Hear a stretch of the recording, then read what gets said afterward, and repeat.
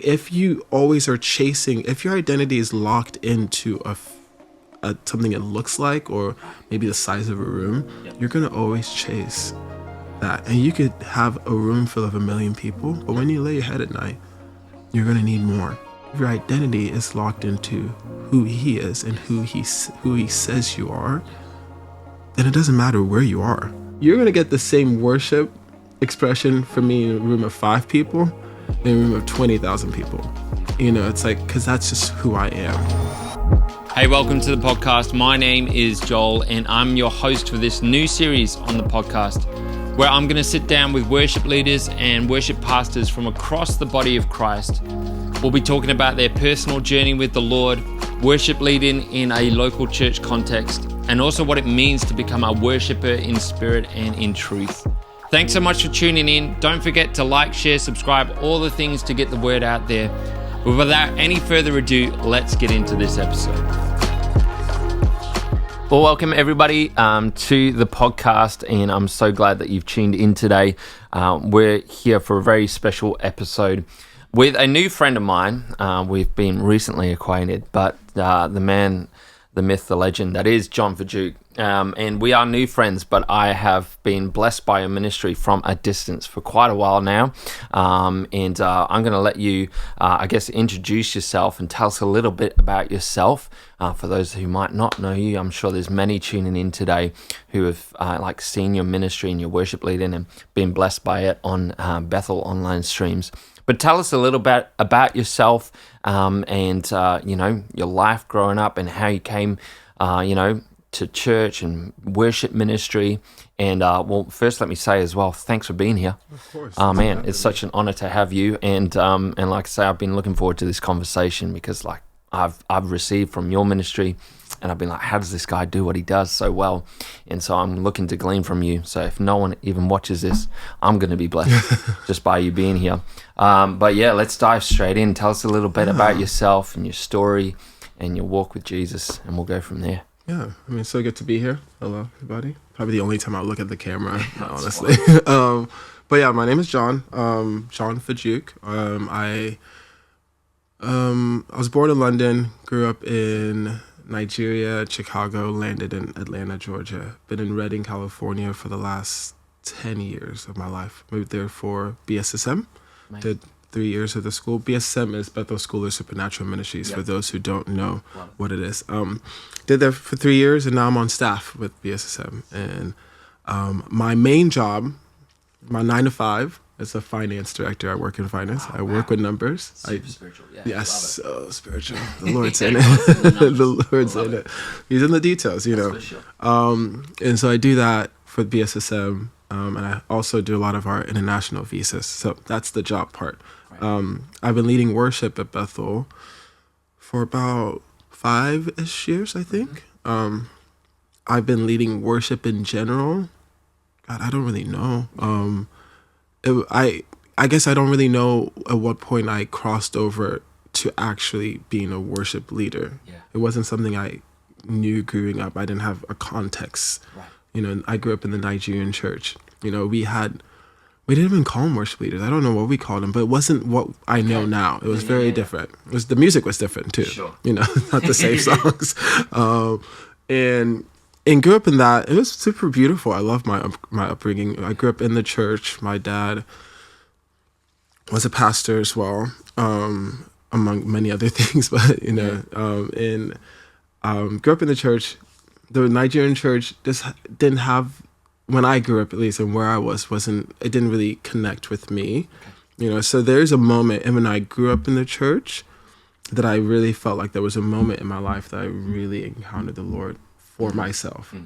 So at some point I had to switch over from my parents' religion to my relationship to the Lord. And that always accredited to, honestly, Hillsong's worship. I was with a friend I met in high school. He was a worship leader. He came from the contemporary worship world, whatever.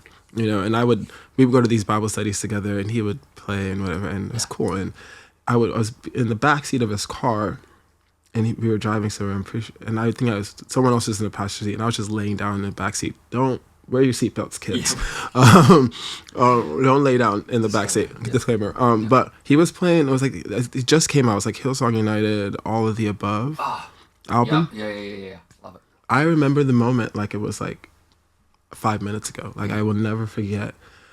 It was, you know, a Hosanna. You know, almost every song had like a Selah on that, or like a song it led into. That's right. And it was Hosanna that led into like For All Those Who Are to Come. And I remember just like listening to it, and I just kind of shot up, and I was like, "What is this?" And the language I have, and it wasn't like I encountered the Lord, and I didn't have language for that. I didn't know.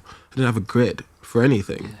I was in the church, but we didn't. You know, all the stuff that I know now through going to Bethel and BSSM, I didn't have the language, you know. So there's a lot of parts of my story that I could go back and give language to. But in the moment, I'm like, I wouldn't have said that in the moment. It just felt right. I don't know. But in the moment, it felt like my heart just like, it wasn't alive before. And then it was. It was just like almost like, what is this? Like, I have to know what it is. And he told me what it was. And I was like, I went home. This is when we had LimeWire. Yeah. You know, if you're old enough. I don't know what that is. is. I've never used it before since this. Yeah, I'm just kidding.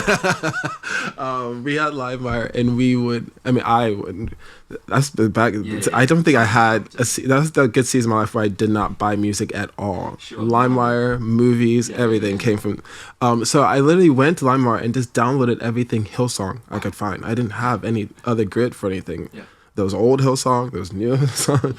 I like the newer ones better. But you know, it's kind of just, and that just kind of led me on the journey, you know. And then right after that, I kind of switched churches to, you know, more. It was like a non-denominational church, so it was like right by my house, and that's through going to that summer camp. It was like the summer right before high school. I mean, summer after high school, before college. It's when I encountered the Lord for myself. Wow. And I was like, okay, there's something, you know. And that kind of led me on the journey. And through college, I kind of I just started like devouring. Like I was encountering the Lord so much through worship, you know, and he met me so easily through it, you know. And I think I almost always kind of felt bad because I would read my Bible, but I wouldn't, like, that was more like, felt like a discipline, you know. And there was so much life in it. And there's so much life in read your Bibles. There's so much life in it. But there's a difference between how I connected with the Lord through worship. And I just kept on pursuing that. It was like breadcrumbs. So the Lord just kind of led me, you know. And I was never like, I want to be a worship leader one day. You know, there's nothing wrong with that. I just couldn't say that because I didn't have that. You know.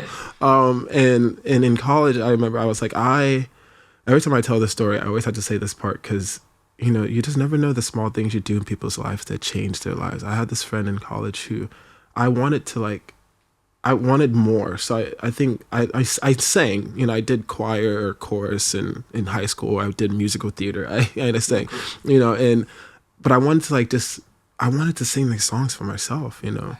And I was like, I told a friend, I was like, could you teach me like worship, like just guitar, just give me, you know. And he taught me, like, we would sit together in the college ministry house, and like he would just teach me, like, we'd worship together, and he'd teach me like a song at a time, like simple worship song, G, C, E minor, you know. You know. That's my extent. I can't do anything more than worship guitar.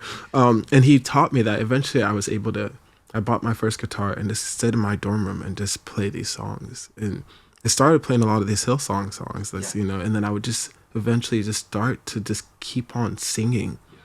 And I would just keep on singing and just there was no language for it. I didn't know.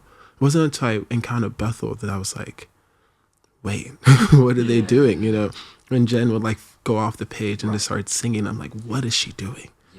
Like, what is this? You know, that led me to Bethel as well. And I remember when I first heard Bethel for the first time, I was just walking by and someone was playing it.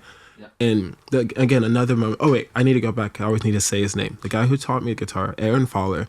I haven't spoken to him since college. I don't know where he is. I say this every time I do something like this because I feel like one day I want him to see it, because you just never know the little things you do. And I think that gave me so much.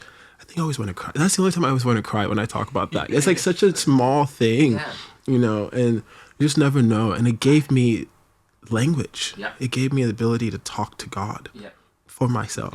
Expression. Yeah. I didn't need somewhere else. I didn't have to wait for something else. Right. I could do it on my own, And so, Aaron, one day, I'll buy you a house. Like I make any money. You're the finance guy, you should know how. If I buy someone a house, check the books. You're right. Something is missing somewhere.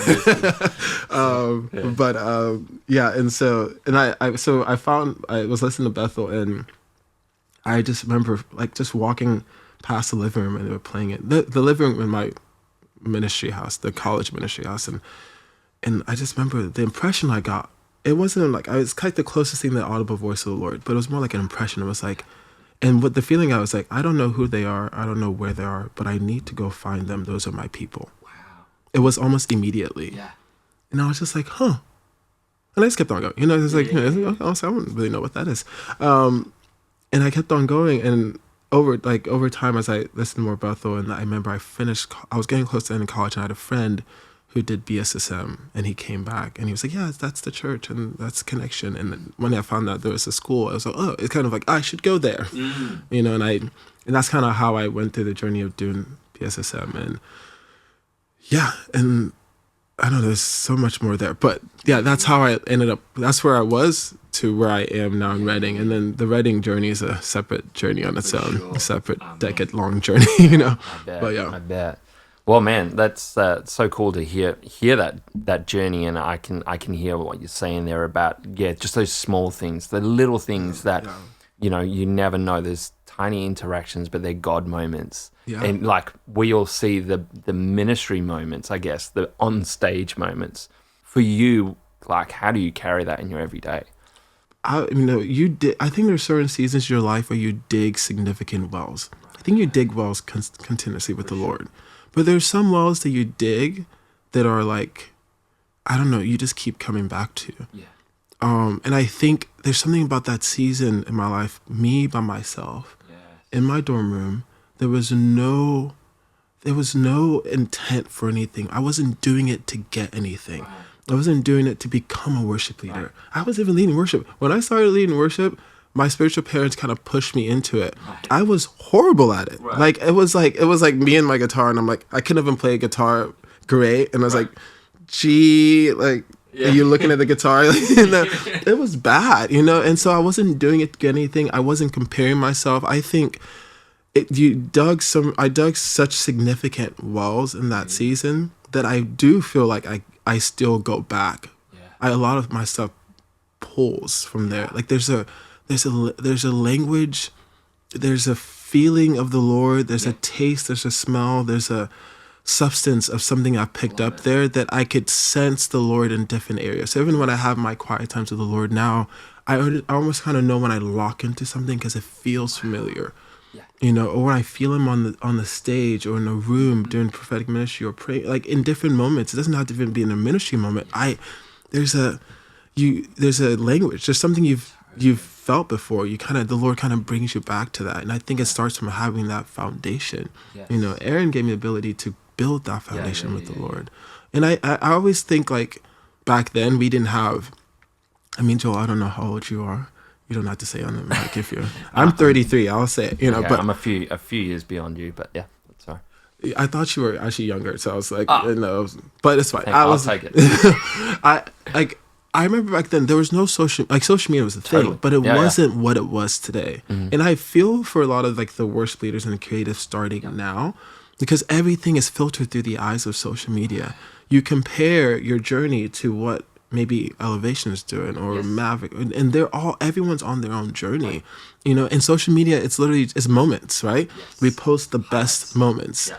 And I love a moment, but you know what I love more than a moment? The journey to a moment. When someone posts a significant worship moment, my favorite thing to do is to go back to that set and find out how we got there. Right. Because I'm the journey teaches you so much about actually how the Lord moves and speaks than actually the moment. Because you could try to recreate a moment, but if you create the expression and you miss the heart, you're doing something. You're just mimicking, and it's not the same. And so I love a journey, I love worship sets. I'm okay, how do I get from one end to the next? How do I weave through what's the Lord saying, like what's the journey he's taking us on, like what is he speaking.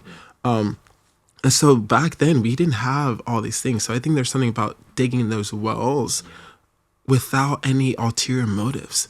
And I don't know what it would be like now. I think I was lucky to kind of grow up in a time, I don't want to sound holier than thou, like, oh, I just gave it all for the Lord, I just think it was just easier for us, Now it's like you compare, it's easier to be like, well, if I'm not leading worship in front of a certain amount of people, am I even a worship leader? It's like, the Lord's tested that in me, still to today. It's like, I don't really know how I'm on the journey I'm on and how I get to do all the amazing things he set me on around the world. And it's literally by the grace of God. And I love moments where even after, like, there's moments of highs and moments of lows, like in the sense, like when I got to BSSM, I was pretty much confident as a worship leader, probably a little bit prideful, and the Lord probably had to dissect that identity. You got to a point where towards right before BSSM, I started to kind of, I never really grew up leading worship corporately in like a Sunday morning, as I did a lot of house churches, but I was pretty confident, in the sense of like, and I think I came to BSSM thinking like, oh yeah, like this, you guys are welcome. I'm here. And I wouldn't say, and I don't think it was that bad. I think it's funny to say it now, but I think there's a lot of insecurities that kind of, and so I got to first year and I auditioned for worship teams and I didn't make it. Devastated me. I stood so long in this identity that I didn't have, and I think the Lord was like, oh, that's why I brought you here, I actually wanted to leave BSSM. I was like, I'll just fly back, but I couldn't because everything that was fully funded, fundraised, people paid for me to be there. I couldn't show up. Like, I didn't make the worship teams. I came back. So I had to kind of face it. But either way, and then first year didn't lead, and towards the end I joined the worship team, and then second year I was one of the worship leaders in BSSM, but it was such a horrible year internally. So it's different things the Lord's been teaching me. And then after BSSM, I didn't lead worship for like a year or two.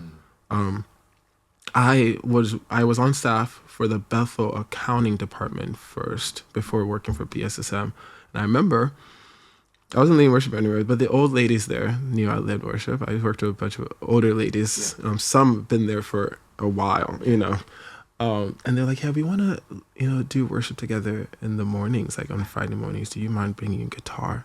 Yeah. And I was like, yeah. Mama was like, let's do it, And I remember just kind of like, I had a moment where it could have felt less than, right? Because it's not BSSM. It's not there's some big rooms, and then like, and even in BSM, I got to do some conferences here, through someone I got close to. And so it's like, and I'm in a room with like 5 or 6 older ladies who want to do, and I just remember I would play my guitar, we just like 15, 20 minutes, and it felt like what I knew before. And the Lord was just like, he's just solidifying my identity. It's like, you are a worshiper. Doesn't matter if you're in front of 2 people, and in front of 5,000 people or 20,000 people. This is your identity is worshiper. And it solidifies that. So it's like, if you're looking at social media and you're like, oh, you're comparing yourself, you're like, oh, well, I need to get somewhere because it doesn't look like this, and I couldn't imagine what it's like to deal with that growing up, because I'm so glad I didn't. But the Lord's taking me through highs and lows. I'm like, I did a chance thing. I got to go on like a tour in Brazil and do like stadium events, and then next time back in our Sunday service, back in our Twin View, which is like a smaller campus, leading regular Sunday morning, and this beauty in like the ups and like not ups and downs in a bad way, but like the big rooms, the small rooms, the contrast. And it's like, if you always are chasing, if your identity is locked into a something it looks like, or maybe the size of a room, you're gonna always chase that. And you could have a room full of 1 million people, but when you lay your head at night, you're gonna need more. You're going to need more, you're going to need more. But if your identity is locked into who he is and who he says you are, then it doesn't matter where you are. You could blindfold me. You're going to get the same worship expression for me in a room of 5 people, in a room of 20,000 people. You know, it's like, because that's just who I am, you know, and I don't know how I got there. You asked me a question, I'm and here it for led somewhere totally different. No, I'm here for it. I think that I identify with so much of what you're saying.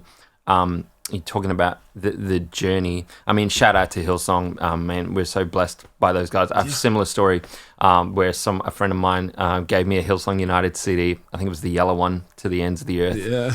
And I was like, what is this? Like, I grew up on integrity music, and so there was that sort of expression, Ron Canoli, Don Moen, all those legends. And then Hillsong United came and it was like this new sound. It was raw. It was gritty. And I was, again, no social media, so I didn't know what size of room they were in or anything like that, but I was like, man, I can sing along to this. It's speaking my language. And I remember my first time worship leading. Again, we didn't have worship leaders, small Welsh chapel in the middle of nowhere, and leading a Darling Czech worship song. And I was like, man, I feel God. But again, because of my expression of worship was, I guess, connecting with those songs that they were writing on my own in an empty room. Yeah. And being like, this is me and God, and this is my expression. This is my language that God has given me to connect with him. And so then throughout the journey, then now I, like you say, go back to those wells. And I know when I'm connecting with God in that same way, it doesn't matter if there's 1,000 people in the room, I'm still connecting with God in that same way that I did, on my own in the small Welsh chapel. And so love what you're saying about that journey there, even about worship sets. And I want to get on to worship sets as well and start picking your brain about how you navigate worship sets, because you mentioned something there about the moments in the worship sets that we see, the highlights or the ones that we post. Yeah. But you love to go back and see what got, and I'm exactly the same. I want to go back and watch the whole set because what was the process then? So I want to take, I guess, I want you to take us through that process, even for yourself, what that looks like from the part of, I guess, planning a set, of what your set list, the songs that you choose, how you go about that, what that process looks like for you. And I want to talk about co-leading. I want to talk about spontaneous worship, and whether we'll get to everything, I don't know. But I want to try and glean as much from you as I possibly can. But talk to us about like how it works for you in terms of planning a set. So you're rostered on to lead a weekend service or a BSSM set or whatever it might be. What does that process look for you choosing the songs? I mean, you guys are doing lots of sets continuously. Do you get like set list fatigue? How do you navigate that? What does that whole process look like? We'll start with choosing set lists and then we'll go into co-leading and spontaneous, if that works for you. Yeah. Yes to set list fatigue. And that's the first time anyone's ever said that, but you said the word and it resonated with my spirit. I was like, yes, I felt that. Yeah. Sometimes you just get to moments like, I just want to put a bunch of songs in a hat and I just want to pick it out, but you want to be more intentional than that. So how it works in our house, and everyone's different, is depends if I'm on a set and I'm co-leading, usually we get in group texts, so many group texts, and then usually the leader will initiate them. So it's usually one leader and then maybe 2 co-leads, or maybe one leader and one co-lead and a BGV kind of. But the main leader is going to usually initiate a text or a conversation. It's like, hey guys, excited to lead with you. Could you send me some song options, songs and keys? Yep. And so usually what the co-leaders do will send like anywhere from like, I usually like to give you do a few options to like 5, 6, kind of like how I did with you for the conference. It's 5, 6 options, some keys, songs I'm feeling. Yeah. I try to. Sometimes I'm like, well, you want to give kind of a little bit of like variation, but there's no rules. Just kind of go how you're feeling. And then the leader's job is to kind of take those songs and add their songs and then kind of create and see what the direction is. Yes. At least that's how I do it. When I'm leading a set, I don't really have like, people could ask like, what are you feeling? I'm like, I actually don't know yet. Just send me your options. And I'll kind of look at the themes and see how, and then it's also my job too, I think that's why I kind of take the line of whether I like to co-lead or lead more. 'Cause I feel like co-leading gives you a little more sense of like freedom. Yep. Leading, you are kind of, and I've learned more so because I've done way more leading than co-leading in the last probably year and a year and a half. So I'm still learning a lot of the contrast of you actually have more of a responsibility as a leader to be the glue and to almost do the things that are wise to do, even though you probably don't feel it to do. But there's just sometimes this grace of the Lord is like, just I'm on this, so break the rules. Every rule is meant to be broken anyway. So it's like, and so it's like you kind of put the glue in there. You see what songs they're giving. If no one's giving you, I don't like doing intro songs. It's like, I don't like doing fast songs for the sake of doing a fast song. Yeah. I understand there's wisdom, in having like a more opener song. So it doesn't necessarily have to be fast, but more welcoming song. But like, I think, and I've seen people, and if you do this, it's fine. It's not just my thing. I've seen people kind of like, well, just throw in a kind of more upbeat song and we'll just top and tail it and this be done with it. And I'm like, okay, but that's also weird because now you've entered into an expression with the Lord and you've kind of closed the Lord off from speaking to you in that moment because we're just going to do this because we have to do this and we're just going to be done with it and move on. And I'm like, that feels weird too, So if I'm going to do a song, I want to feel like I want to do a song, But there is wisdom to actually having an opener to kind of invite people in. And then I kind of just, so sometimes if someone has an opener and their options, I'm like, great. See, that's something the Lord's teaching me. I would usually give it to the co-leader because I don't like to do it. But I've learned in the last year, if you're leading the set, it's actually, there's something about you setting the tone. And it's something that I've learned by trial and error. I've also been co-leading, depending on what sets I'm in, I tend to have, when I'm leading, I tend to have kind of newer co-leaders who most recently joined Bethel Worship. And so having them start the set could be great. I mean, they're great. If they're on the team, they're great.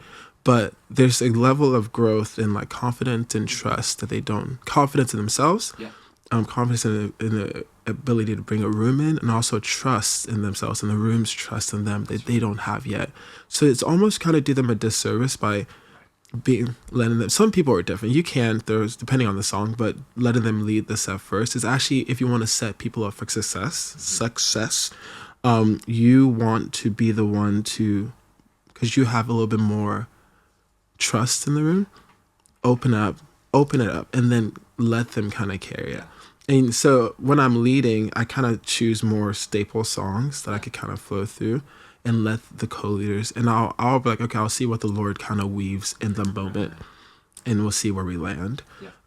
So there's a difference between leading and co-leading, for sure. I love leading because I have the freedom to kind of hear what the Lord's doing and see what He's doing and kind of navigate the set without having to. The only people I really need to check with if I want to do something completely off page is like the leaders of the room.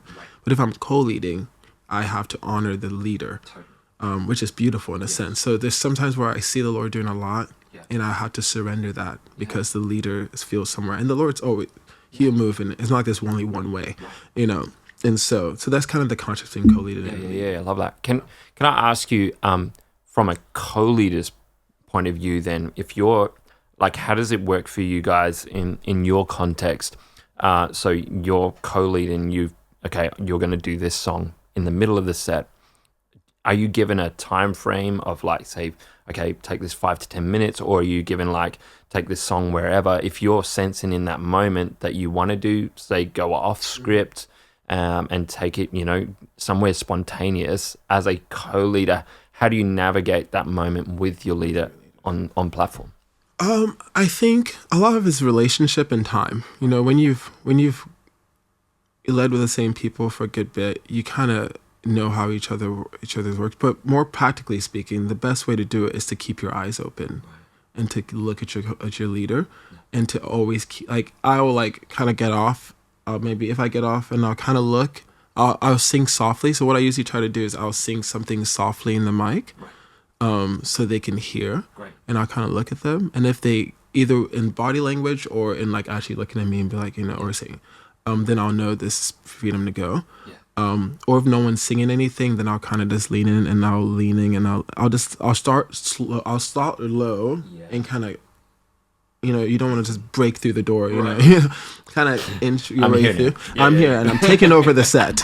And you kind of do that. And then you kind of try to, one, look at your leader and just make sure that they're not, because sometimes I've been with leaders and they're like, and it's fully their right to do, and you just honor them. Even if you're feeling like, no, we're going to go somewhere, they're leading. And so there's actually so much power in honoring and surrendering, coming under authority. And then also, this is probably more learned through time and experience or trial and error. You also need to know when you've gone into a moment too far, or when when the Lord's on it. There's usually two things. You usually feel the Lord's like really on it. And this is like, you have to remove the room's response from it too, because that's part.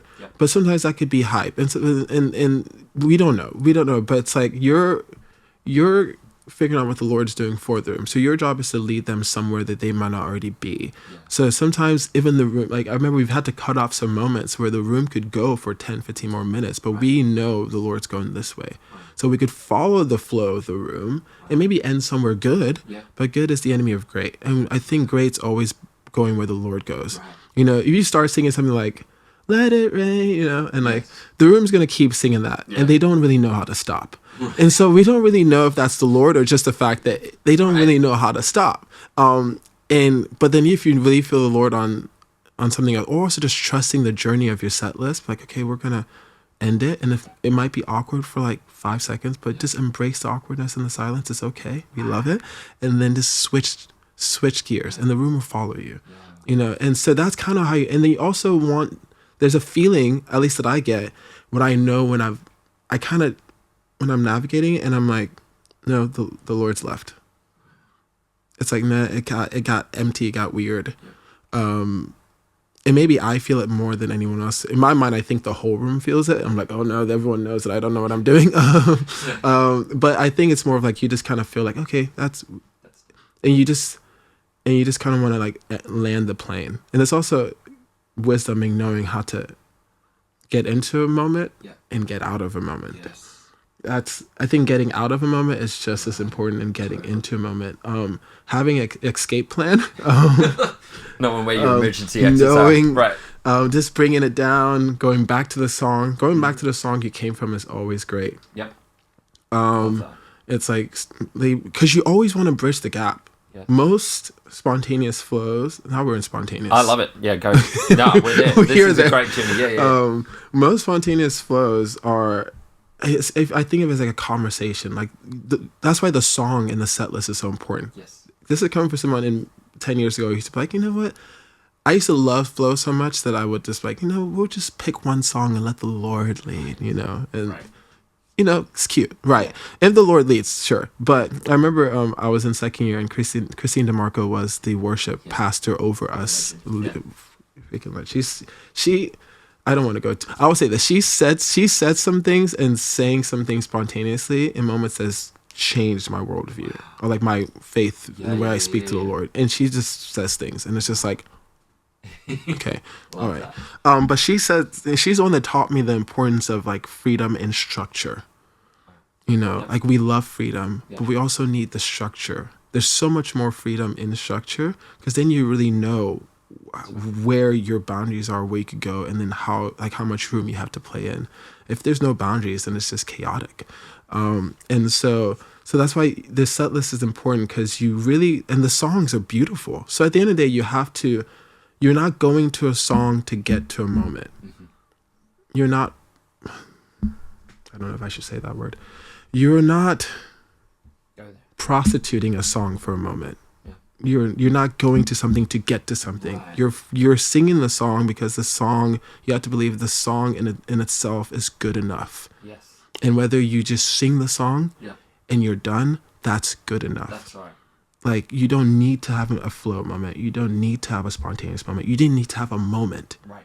Even if you don't sing a song on the set, you have something to do to lead. I've been on sets where I'm like, I'm maybe fourth. My song is fourth. Yep. I know we may not get there, but doesn't mean I check out.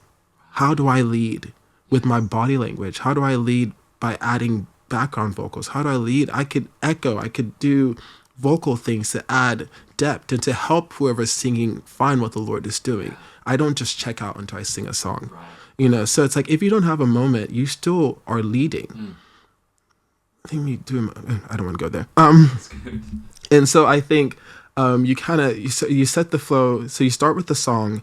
I love when the Lord speaks to me through the song, and it's almost like you don't know. And I think if you're looking for a moment while you're in a moment, you're gonna miss the moment.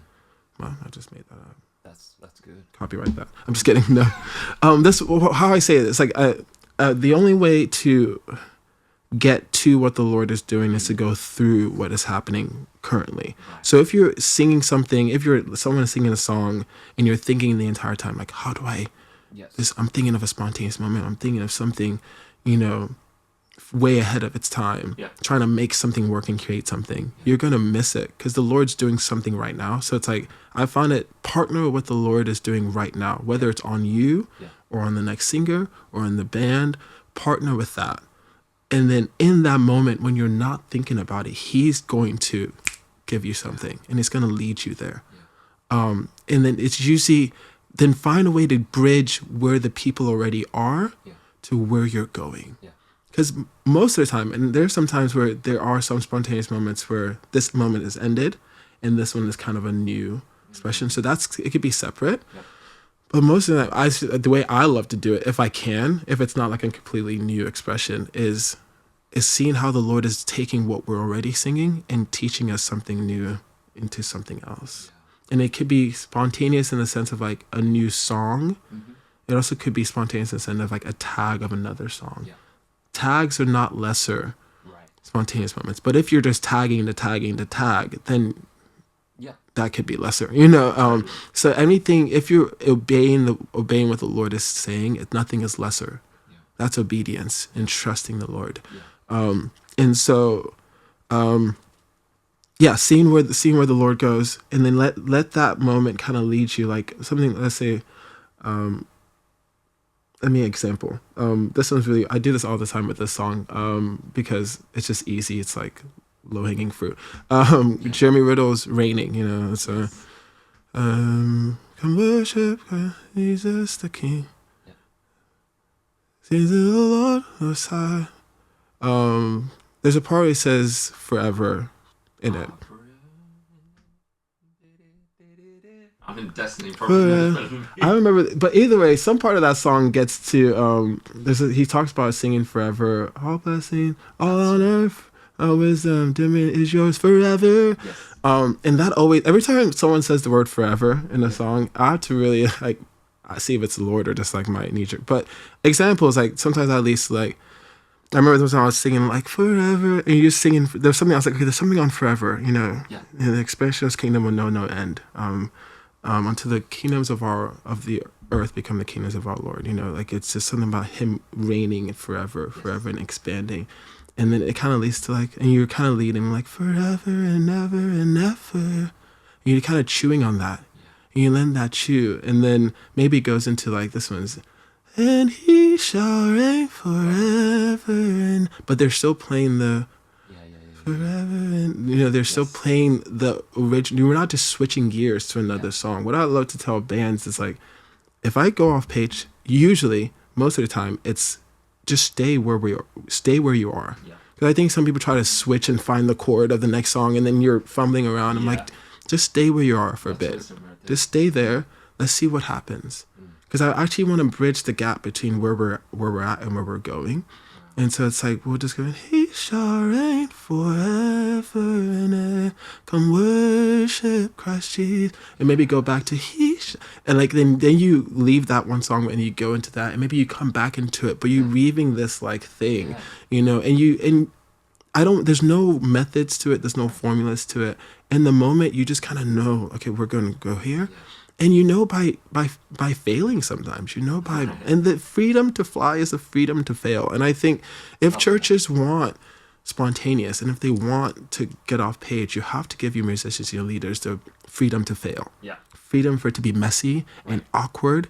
Like you have to, you can't have it any other way. This is literally prophetic ministry on the moment. It's vulnerable because especially when you're singing a spontaneous song that's like you making up the words, it's vulnerable because you're like, no one knows what you're doing. And the entire room is like, and you could feel it. And you're just like, and you're going on this thing and you're trying to like teach the room this. And I'm going to pin what I was just about to say. You're trying to teach the room something and it's vulnerable. And sometimes it's coming. And so sometimes it gets messy. Sometimes you don't do it correctly. But the only way to learn is to kind of mess up sometimes, And I'll add this. When I was growing up in worship, I remember we would, when I first started listening to Bethel stuff and how they wrote their songs, a lot of their songs came out of their prayer or their worship rooms, and it was a prophetic, spontaneous expression, which is true. The flip side of that is you could think, I thought, and a lot of my friends were like, oh, great, so we're going to try to write songs in a moment. The spontaneous moment is not for you to write songs. Wow. It is not for you to write a song. Because I've seen people I'm like, you're trying to write a song right now. You're trying to create this verse or this chorus. Wow.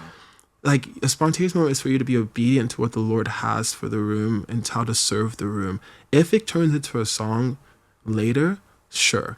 Right. But it's like, you're not trying to write a song in the moment. That's not the motive. You're going to something. You're going to the Lord to get something. And you need to go to the Lord for the Lord. And if he gives you a song, beautiful. If he doesn't, most of the things, I think the best spontaneous moments are just, especially when there's new songs, they're like lines, like one line or one word. It's like simple things. But there's, again, no rules. If the Lord gives you a song in the moment, amen. Don't say no to that. Sure. But don't go to that for that. I feel like, is there any... No, man, that's so much gold in there. Far out. Like, just that, what you just said about spontaneous motives and the motive behind that, right? That's gold right there. That's worth the money they spent on the podcast. No, it was so much in that. And, man, I could speak to you for probably hours and hours and hours and glean so much. And maybe down the track we'll do another episode with you because there's so much that I want to ask you that are firing off in my head. But I just want us to, because we need to wrap up for time's sake now, but maybe just close off with just a simple encouragement that you'd love to leave people with today, whether they're worship leaders or worshipers, musicians, music directors, whoever they are, just a simple word of encouragement to, I guess, close off our time today that you'd love to leave them with. I would say it's important to seek the Lord first and let everything else be added. If our main goal is to Peter Mattis, who's a worship pastor at Bethel, loves to not even use the term, what a guy, right? Not even use the term worship leader. He likes to use worship servant because that really is the posture. Our only job is to love God and love people and do our best to serve the room. So if everything we do is filtered through that, you will be okay. Fly, fail, laugh it off, let your voice crack, forget the lyrics. Guilty. Every single set. I don't really know why I keep forgetting lyrics. I just, there's just so much, the pressure is off, like the Lord, and this is something that Christine DeMarco is saying in a moment, and I've chewed on it for the last 7-8 years. She said, redemption is always better than perfection. It's the ministry of reconciliation. It's not the ministry of perfection. Like if the Lord wanted perfection, he could have gone perfection. He could have taken away free will and the options, the ability to fail. But in the pursuit of relationship, in, encountering us and wanting to be with his people, he gave you the freedom. Yeah. But with so much of that is just an invitation to relationship with him. And that's really the key. So if you I used to have a worship pastor back in the day. If you would mess up on the team, like while playing, he would turn around and give you just a death stare. Why? Like the whole room's watching. We could see that. It's like weird. It's like just laugh it off, because sometimes there's so much broken off in that humility too. Don't mess up to break something off in the room, but like when you do, just laugh it off in the room, or something breaks off the room too. That spirit of performance just shatters. Man. So just have fun. Yeah. It's not about you. Yeah. And let the Lord just take you on the journey. Like breadcrumbs, he's going to lead you from one thing to the next. If you stay faithful and true to what's in front of you, he will lead you from one thing to the next. And he's called you to be a worship servant in front of 2,000 people, in front of 5 people, in front of 1 million. You are who you are because he says you are. That's it. Man, beautiful.